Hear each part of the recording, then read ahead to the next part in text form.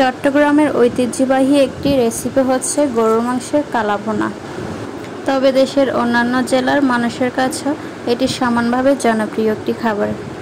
গরুর মাংস যতভাবেই রান্না করা হোক না কেন, এই কালো ভুনাটা কিন্তু হিট একটা আইটেম। আর তাই তো নামি দামি কোনো মশলা ছাড়াই গরুর মাংসের অথেন্টিক কালাভুনা রেসিপি করে দেখাবো আজকে। রেসিপিটি শেয়ার করব একদমই সহজভাবে। গরুর মাংসের কালাভুনার স্বাদ কিন্তু মুখে লেগে থাকার মতো, তাই আজকে শেয়ার করেছি গরুর মাংসের অথেন্টিক কালাভুনা। খুবই সহজভাবে রেসিপিটি দেখানোর চেষ্টা করেছি, আশা করছি ভালো লাগবে। হ্যালো সবাইকে, আসসালামু আলাইকুম। কেমন আছেন সবাই? আই হোপ আল্লাহ তাআলার অশেষ রহমতে সবাই অনেক ভালো আছেন। আমরা আপনাদের দোয়ায় ও ভালোবাসায় আলহামদুলিল্লাহ অনেক ভালো আছি। চলে আসলাম আপনাদের মাঝে আরও একটি নতুন রেসিপি নিয়ে। আশা করছি আমার আজকের রেসিপি আপনাদের কাছে ভালো লাগবে। আর রেসিপি ভালো লেগে গেলে চ্যানেলটাকে সাবস্ক্রাইব করে আমার পাশেই থেকে যেতে পারেন। গরুর মাংসের কালাভুনার জন্য এখানে আমি 2 কেজি পরিমাণ গরুর মাংস নিয়ে নিয়েছি। আপনারা চাইলে এটা খাসির মাংস দিয়ে করতে পারেন এই রেসিপিটা। এখানে হাড় এবং চর্বি সহ মাংসটা নিতে হবে। শুধুমাত্র সলিড মাংস দিয়ে কালাভুনাটা খেতে ভালো লাগবে না। এই যে দেখতে পাচ্ছেন, এখানে আমি হাড় এবং চর্বিযুক্তওয়ালা মাংস নিয়েছি। মাংসগুলো একটু বড় সাইজ করে কেটে নিয়েছি। আপনারা চাইলে একটু মাঝারি সাইজ করে কেটে নিতে পারেন। মাংসটা রান্না করার পর সাইজে ছোট হয়ে যায়। মাংসটা খুব ভালোভাবে পরিষ্কার করে ধুয়ে পানি ছড়িয়ে নিয়েছি। আর এদিকে রান্নার জন্য নিয়েছি রাঁধুনি রেডিমিক্স কালাভুনা মশলা 1 প্যাকেট। তো এইরকম একটা প্যাকেটের ভেতরে 2 প্যাকেট থাকে। এই পর্যায়ে কালাভুনা রান্না করার জন্য একে একে মশলা অ্যাড করে দেব। প্রথমে এখানে অ্যাড করে দিলাম পেঁয়াজ কুচি, অ্যাড করে দিলাম সরিষা বাটা, দিয়ে দিলাম বাদাম বাটা, অ্যাড করে দিলাম রসুন বাটা, দিয়ে দিলাম এখানে আদা বাটা, দিয়ে দিলাম সাথে টেস্টি সল্ট, অ্যাড করে দিলাম মরিচের গুঁড়া, সাথে দিয়ে দিলাম হলুদের গুঁড়ো, দিয়ে দিলাম লবণ, অ্যাড করে দিলাম সাদা তেল, সয়াবিন তেল দিয়ে দিলাম, দিয়ে দিলাম এখানে টক দই অ্যাড করে দিলাম।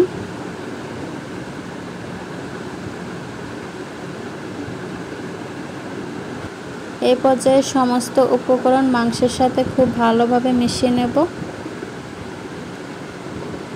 মাংসের সাথে মশলা খুব ভালোভাবে মিশিয়ে নিতে হবে। মাংসের সাথে মশলা খুব ভালোভাবে মিশিয়ে নিয়েছি। এরপর এখানে অ্যাড করে দিলাম তেজপাতা। এই পর্যায়ে এখানে অ্যাড করে দেব রাঁধুনি রেডিমিক্স কালাভুনা প্যাকেট মশলা, যেটা দেখিয়েছিলাম। এই মশলাটা অ্যাড করে দেব। ভেতরে 2টা মশলা থাকে, একটা রাঁধুনি মশলা আর একটা রেডিমিক্স কালাভুনা মশলা। কালাভুনার যে মশলাটা সেটা 2 কেজি পরিমাণ মাংসে ব্যবহার করতে হবে।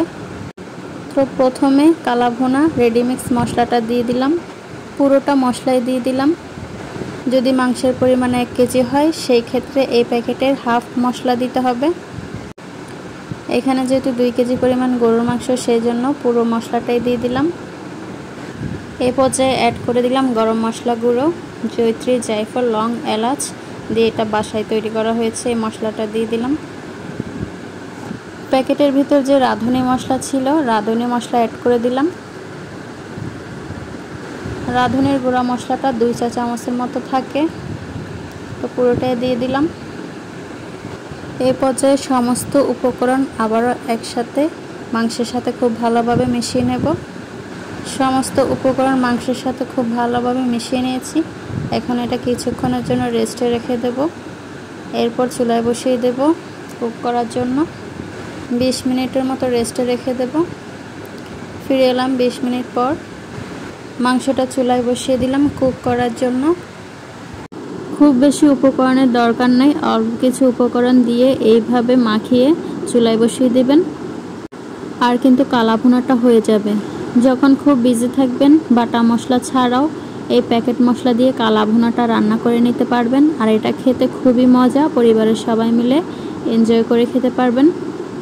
আপনাকে অনেক বেশি পরিশ্রম করে ভেজে ভেজে মাংসটাকে কালো করতে হবে না।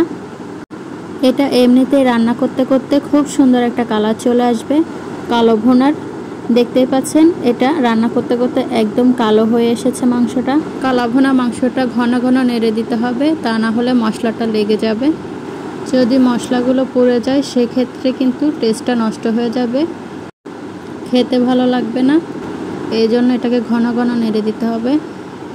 মাংসের কালারটা যখন এই রকম কালো হয়ে আসবে ঠিক সেই পর্যায়ে চুলার আঁচটা একদম লোতে রেখে ঢাকনা দিয়ে ঢেকে কিছুক্ষণ পর পর নেড়েচেড়ে দিয়ে কুক করে নিতে হবে। বেশ কিছুক্ষণ রান্না করতে করতে যখন দেখবেন কালারটা এরকম চেঞ্জ হয়ে এসেছে, একদম ভুনা ভুনা হয়ে যাবে, আপনার কাছে মনে হবে কালা ভুনাটা হয়ে গেছে। রান্না তো হয়ে গেছে, এখন আমি নামিয়ে সার্ভ করে দেখিয়ে দিচ্ছি এটা কেমন হয়েছে। চুলায় রেখে লো আছে এটা অফ ক্যামেরায় বেশ কিছুক্ষণ সময় নিয়ে কুক করেছি। দেখতেই পাচ্ছেন এটা কত লোভনীয় হয়েছে। কালা ভুনার মাংস কোনোভাবেই শক্ত হবে না, এটা ভেতরে একদম নরম আর খেতে অনেক জুসি। চাইলে আমার এই রেসিপি দেখে আপনারাও বাড়িতে ট্রাই করতে পারেন, ইনশাল্লাহ নিরাশ হবেন না। কালা ভুনার রেসিপিটা কেমন লাগছে কমেন্ট করে অবশ্যই জানাবেন। ভালো লাগলে একটি লাইক অবশ্যই দিবেন। এইরকম আরও নিত্য নতুন সহজ রেসিপি পেতে চ্যানেলের সাথে জুড়েই থাকুন। দেখা হচ্ছে পরবর্তী কোনো রেসিপিতে। এই পর্যন্ত সবাই ভালো থাকবেন, সবাই সুস্থ থাকবেন, সবাই সবার জন্য মন থেকে দোয়া করবেন। আল্লাহ হাফেজ সবাইকে।